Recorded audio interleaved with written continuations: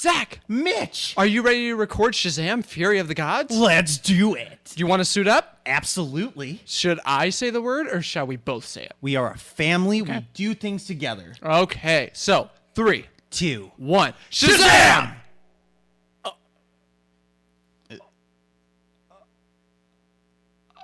Fuck.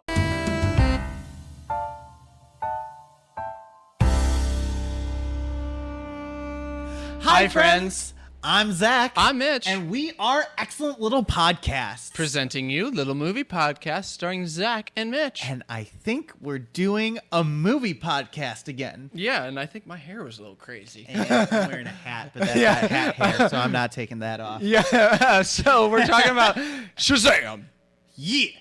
Fury of the Gods. Oh, yeah. I'm not Shazam. This is not a porno. I No. promise. I promise. No. But Split it up, Zach.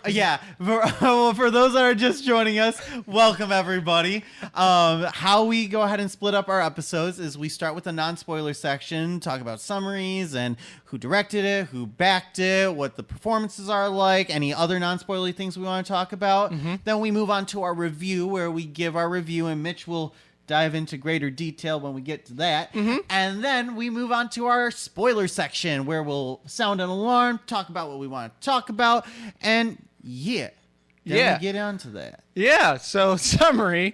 This film continues the story of teenage Billy Batson, who, upon reciting the magic word Shazam, is transformed into his adult superhero alter ego, Shazam. Yeah. Studio brought to you by Warner Brothers Discovery and New Line Cinema. Yeah. Director David F. Sandberg. Screenplay Henry Gayden, Chris Morgan, and Bill Parker. Yeah. Zach, what'd you think of that little duo? Yeah, I thought they were doing good. Overall, I'm gonna save mine too. No, I didn't like it. Good. No. But it really wasn't as good as the first one. Yeah. Admittedly, Shazam was such a big surprise, and they did such a really good job. And it just didn't work. Yeah. So as well, my thoughts. I'll save my overall thoughts for when we talk about our first thoughts. But So my thoughts. I'm not even going to waste time. This also is talking about director and screenplay and my original thoughts. This film ain't it. Oh, yeah? Not at all. I really loved the first one. The first one was really good. It was one of the better DC films coming out of the DCEU. Which doesn't say much, but But it just had something that a lot of DC films just didn't have at the time, and that was heart. Yeah. It really did. Now, granted, DC films, they're darker in tone a lot. Whereas this, it still had some form of darkness, yes, but it's a hero about a teenager. Yeah. And kind of it's a la Spider-Man almost, except he changes into a full-fledged man when he says the word. But this one, it didn't have heart, it didn't have soul, it lacked cohesiveness, the comedy was bogus, for lack of a better word, and this film just didn't hit for me. And I actually was fairly excited for it, but then I saw the trailer and I'm just like, and Black Adam was butt. Black Adam was garbage. And also the remainder of the DCEU, I honestly don't care to see anymore because I know what's going on behind closed doors. Well, and you can now segue into yours. Yeah, which also, I feel like because they've been a little bit coy of whether or not Shazam is actually going into the new batch of DC movies. They've been really coy about it. I feel like after all that happens in this movie, it's gonna be ditched with the rest of the DCEU. You'll understand why I say that once you actually see the movie. And you get to our spoiler section. But yeah. And the other thing too is that how you said, the last one just had a bit more magic to it, a bit more heart to it. And it really focused more on that kid becoming a superhero mentality, where this one, it just kind of didn't. Right, but I agree. let's go ahead and move on to our cast performances. Sure. Starting with Zachary Levi as Shazam. Oh, he was great as per usual. So. I really do love Zachary Levi as an actor. Yeah. I felt, though, he hammed it up a bit more in this one. Yeah. And it was to the detriment of the character. Yeah. He still was fine. He was still fine. Like, his performance was still, like, okay, but it wasn't as good as the first one. No. And I feel, because I think he hammed it up more in this one, and because he did a better job, I feel like in the first one, it was just Zachary Levi being Zachary Levi. Yeah. And it's because he just is kind of like an adult kid at heart whenever he plays a character a lot of times. So it really was a really wonderful blend. But this time, he just kind of felt like more of a, I'm going to be a superhero, but a funny superhero, but where the jokes sometimes don't land all the time. Well, and also it really wasn't all that great there. Well, and also I think it had something to do with, Billy Batson in this film is getting older. Yeah. He's reaching that age where, those high schoolers when they're like the junior to senior and senior to college, their sense of humor is one of the worst senses of humors you'll ever come across, because they think their jokes from their freshman and sophomore years are still funny. Yeah. And I am guilty of this. I stick with jokes a lot longer than what I should. But a lot of seniors, when I was growing up, they kept sticking with old stupid jokes. Sure. And I think that was the problem. Zachary Levi was still playing a senior, quote unquote. Yeah. And he was a character that just stuck with a lot of the old stupid jokes. And I think that's why he was playing it too hammy, was because the character Billy Batson is getting older, and he's getting to that point where of like, okay, now I'm starting to be more of an adult and everything. And that's the thing. I felt a lot of people in the last one said they really couldn't see a lot of the similarity between Billy Batson and Shazam. Yeah. Where I felt I did. I did too. I saw Billy Batson in Shazam. I did too. Where this one, they seemed more so like different characters. I agree, yeah. It seems like the kid Billy Batson aged up. Yes. But the Shazam aged down. I will agree. It was so weird. But there was a lot of differences there. Yeah, but let's go ahead and move on to a big highlight, I feel, of both the original Shazam and of this one, which is Jack Dylan Grazer's Freddie Freeman. The baseball player? No. Oh. The character. Yeah, because there's a Freddie Freeman, Los Angeles Dodgers first baseman. No, but like, he was so good in the first one. He's even better in this one. And he's even better in this one. Yeah. And I wish the story played a lot more with his character specifically, because I feel like there's so much more, especially because they don't play as much. You kind of see in the trailer what's going on is like their powers are being kind of controlled, getting taken away, being given. You see how it's kind of taken away from him in the trailer. He idolizes being a superhero, and when his power's taken away, I wish I got more digging into that. Yeah, I will agree. But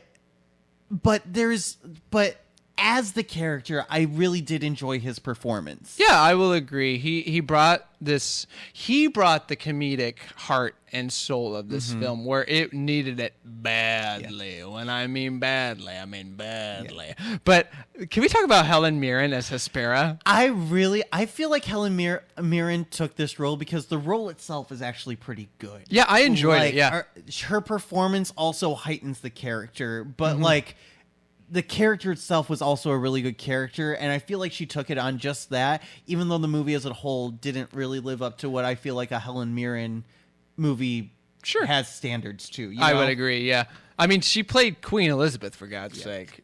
The first. Yeah. Yeah. I think the first. Was it the first? I don't know. We'll get back to you on that. But yeah, in terms of other like non-spoilerly things, I can't think of anything. There's not a lot, but I feel like a good thing to also talk about that I feel they didn't do as well as was focus as much on the family on this one, because the family was there but they were used more so as exposition, more so than characters. And I feel that's where the last one really succeeded, and where a lot of that heart for me is missing in this one, is that they're not there as much. Yeah, They're really not there as much. But yeah, Mitch, would you like to move on to our... Yeah, could you describe how we do things here for reviews? So in terms of reviews, we have 3 categories. We have 2 other phantom categories, but this ain't it. So our lowest rating, or not lowest, but we have Feed It to the Dog, meaning we don't really recommend this. We still think that you should still see it and form your own opinion, but whether it's through streaming, still see it, but we did not enjoy the film. We also have Needs to Cook a Little More, meaning it was meh. We think it should need a director change, an actor change, a script change. It just needed something a little bit more to get us to that next category, which is Eat It Up, meaning we enjoyed it. We definitely think you should see it in theaters on your biggest screen. We saw it in Dolby, by the way. Also, best use of sound I feel like I've actually had in a movie. I will agree, yeah. All right. So I split up the categories. Zach, why don't you start? I actually might surprise you on this. I think this movie needs to cook a little more. Okay. I think to be honest, I think you probably would have gone into, I think that this movie should be Eat It Up. It's not, admittedly. It's got some major issues. But I genuinely think that they had lightning in a bottle in the first Shazam, and they could not capture it again. It's not a bad film by any means. I still enjoyed it, but it needs to cook. My turn? Yeah. This is getting fed to the dog. Yeah, I knew that as this movie got going, I literally was like, oh, he's feeding to the dog hard on this one. Because I think there were multiple times, like you looked at me a few times. I was looking at you a few times because your laugh and the guy next to you's laugh is very similar on this show. So I was like, really? Mitch laughed at... Oh, no, it was the guy next to him that laughed at that. There were multiple scenes in the film where I'm just like... I think there were multiple times I'm like, sure, that happened. Yeah. I don't believe it, but it happened. And there was a bit where we'll talk about it in our spoiler section, I guarantee you. But I kept looking at my watch, and we had only made it 40 minutes into the film, and I was just like, this movie, it ain't it. Yeah. Like, I wanted to feed it to the dog early. Yeah. Because the first scene was good. But overall, I'm just like, this film has that's what boils down to it. It has no heart. Yeah. It has no soul. The action's fine. Visuals are fine. Acting's okay. It's one of the better DCEU films that's come out, but that is debatable. But I'm not saying it's the best, but it's absolutely one of the better not the ones. No, no. I mean, this film is just this because all right. Spoiler time. Yeah. Sparkly fingers. Sparkly fingers. Sparkly fingers. Lightning with my hands. Your phone's lightning charged. With my hands. Your phone's charged. Your phone's charged. Hey, what the hell? So spoilers. So Billy dies. Billy dies. Which that's a big one. I wasn't gonna jump to that one, but that's a good one to go talk about. Billy dies, and actually, that was actually probably one of the most heartfelt scenes. Yeah, I like that scene. That was actually really good. The ending actually was really, really solid. And then they bury him. They actually bury him, and Wonder Woman shows up. Gal Gadot shows up. Like, holy shit! Like, I was like, I can't believe that she's actually gonna show up in this. Yeah. And they did a little bit of fake out at the beginning, which. The original idea of the fake out I was actually okay with, which was a stand-in. Which was a stand-in with the wizard who as the head of Gal Gadot, which the initial laugh got me, but as the bit went, I was like, oh, this is going down fast. I didn't like it. I didn't like it at all. I do want to say you did bring up the beginning of this movie was really, really good. I really did like when Helen Mirren and Lucy Liu's character came in as full-on Greek warriors marching into a museum. That I was liked. badass. That I liked. And the chaos that ensued in that museum scene was great. Yeah. I really, really did like that. But this film, what worries me about this is the fact that, I hate to say it because I don't like to give studios credit. This James Gunn and Peter Safran, they've been getting a lot of hate since they took over DC Studios. Yeah. Or it was DC Films, now DC Studios. Yeah. They saw Black Adam and they hated it. Yeah. They saw this. James Gunn doesn't say much about this film. He doesn't. Well, and that's the thing. I really don't know how to read. Well, and the thing is that I know why he's been silent on it is because the film hasn't been released yet. But he's been very adamant about The Flash and Blue Beetle. But he has not said anything about Shazam or Aquaman 2. I hate to say it, but this film is a pure victim of old regime. Yeah, it is. And James Gunn came in and was like, I can't save this film. No. And I bet he wanted to. Oh, it's built on good legs. I have to say. Again, the first film is beautiful, freaking amazing. Totally go watch the first Shazam. Yes. But it just the fact that you really don't even get to see a lot of the kids in this film hurts it. Yes. Because that cast is strong as heck. Absolutely. And I'm not going to lie, the superhero cast of them is also strong as heck. Especially with the kittens. Yeah, especially with the kittens. But they really needed to find a blend between the two. Like, there were so many times when they were in the lair where I could have used the kids more so than the adults. Yeah, that was stupid. Like, it would be really good if they do the super heroics as the adults and all the rest of the times when they're just by themselves as the kids. That would have helped the film, I feel, a bit more. I think it would have helped a lot. Maybe, but I don't know.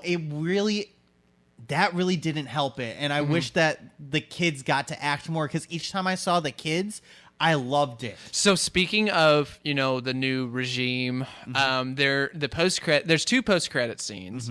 The first one, it was basically Team Peacemaker, which that's a good show. Yeah. Recommend it. Especially with the new James Gunn universe that they're doing. You need to watch Peacemaker. Yeah. Because it's going to be a continuation.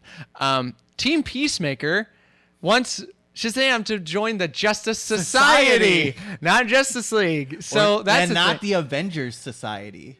God. I love that joke. I'm sorry, but there's another joke I'm going to talk about later. Go ahead. We can talk about the post-credit scenes though.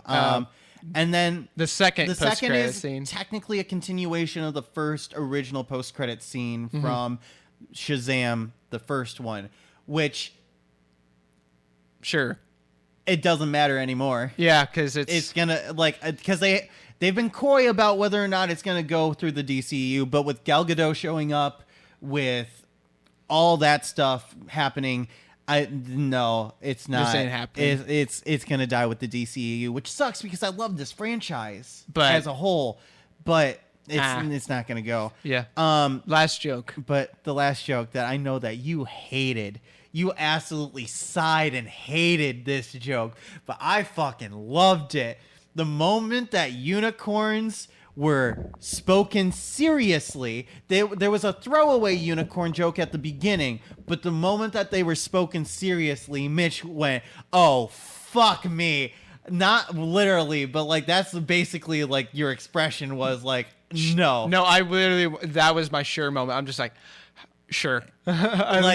But they were talking about we need to get like ambrosia to like make the unicorns happy.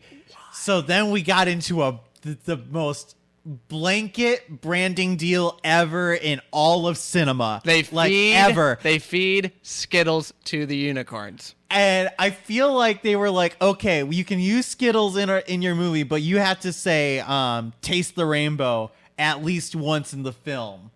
So they were like, all right, we'll use it as taste the rainbow when you're eating the Skittles, and then taste the rainbow, motherfucker. And it's like, I was like, yes, I love that. I hated it. It was so stupid, but it was good.